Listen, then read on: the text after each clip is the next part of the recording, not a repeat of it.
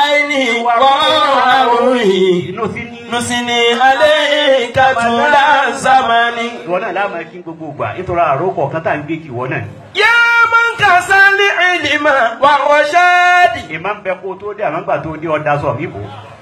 فوضا قشيبا جليل الشان من عم كل الأنام علما ونال من لم يناله فاني بك يا شيخنا سيتلى تلاوة العبد للمثاني.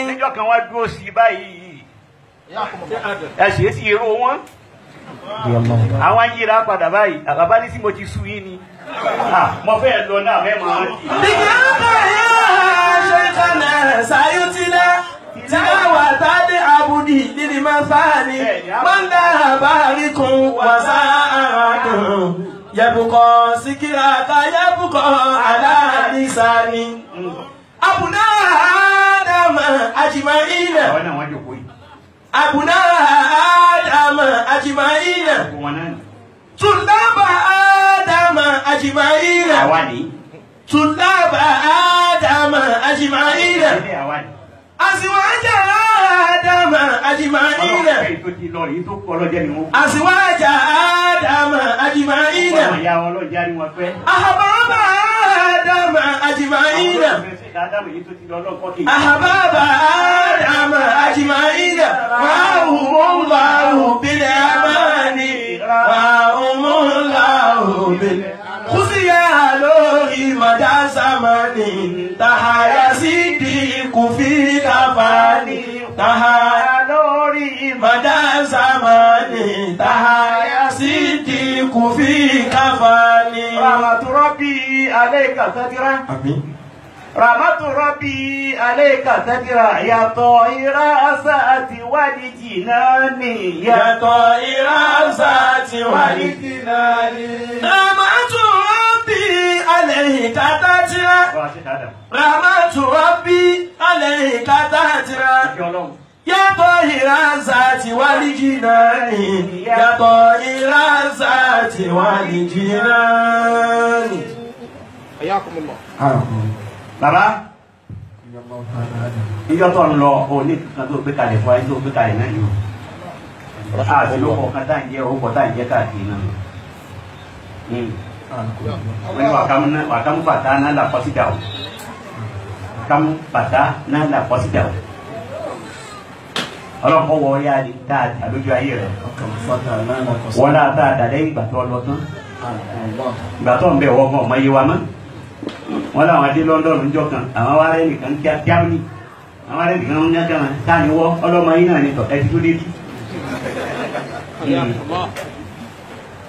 wọ́n láyé dáadáa ẹ̀rọ àmọ́ àbàmí kí wọ́n bá náà jẹ́ ọ̀rọ̀ bàbá ní ọlọ́wọ́ sáárì kan àbílẹ̀ kọ́ bàbá yóò rí kan náà ọmọ kéwù yóò rí kan náà ẹni tọ́ka tíra rẹ̀ yóò rí kan náà ẹni tọ́kọ́ wà sí mi yóò rí kan náà ẹni tọ́kọ́ útúbà mi yóò rí kan ìwọ̀n àgbà pé yóò rí kan àwa wà dá bó ṣe kún tí ń sẹ́ yóò tún wá ní yóò rí kan wà máa nánú tẹ́lẹ̀ wáyé kẹ́rù ọba wa ó tún wáyá tó wá ń sọ tó wá ń sunkún sọ́rọ̀ lọ́rùn pé rọ́bì ní kájí àdúgbò. Ya ilahi fa'fu anni rabbi inni qad alimtu billadhi qad kana minni min dhunubi wa ma'asi inna nafsi gharatni ya ilahi fa'fu anni. Sunubu náà dáńgò lárí sunubu náà ń kó lárí máa sí náà bàbá inú kíni ya ilahi fa'fu anni rabbi fa'fu anni bi inni qad alimtu billadhi qad kana minni min dhunubi wa ma'asi inna nafsi gharatni ya ilahi fa'fu abwaka Allahumma anni خير شيء أتمنى وإذا لم تغفر عني خبط عني في رجائي فلنفسي لا تكلني فلنفسي لا تكلني يا قياسي من عدتي يا ملاذي في آياتي lọ́fẹ́ yìí tí kò sí wáyé wà pẹ̀lú. Yáàní sí fi màmá jì. Ta ló bá lọ́nu wa. Kò sí bí àìdí látàdá ní. Ní àdúgbì tọ́fà ọ̀lì. Wà ìdákanà ti àyá tí. Kúlù wá fi nàkàbá tí. Súnmọ̀tú ní àbí màmá tí. Mísídà máa ń kọ́ ní ẹ̀ṣà kọ́bìlì. Fọ́bìmọ̀ ọ̀mí wà ládàní. Fọ́bìmọ̀ ọ̀mí wà ládàní. Yá ìdáyí ìní àṣọ́ìtù. أقصرت بالعبادة ولقد كنت أطعت في أهم الأمر عندك هو تصديق بأن رب غيرك في شهادة فرض عني يا إلهي فرض عني يا إلهي ليتني كنت جبدا أو نباتا أو ترابا مطلقا أو حيوانا لم أكن إنسان مكلم ليت أمي لم تلدني ليت أمي لم تلدني ليت أمي لم تلدني ليت أمي لم تلدني أنت من قد قلت أقل لجميع المذنبين ادعوني لا تدعو غيري في خلاء وجلاء في سواد الليل ادعو وأنا رب المجيب ادعوني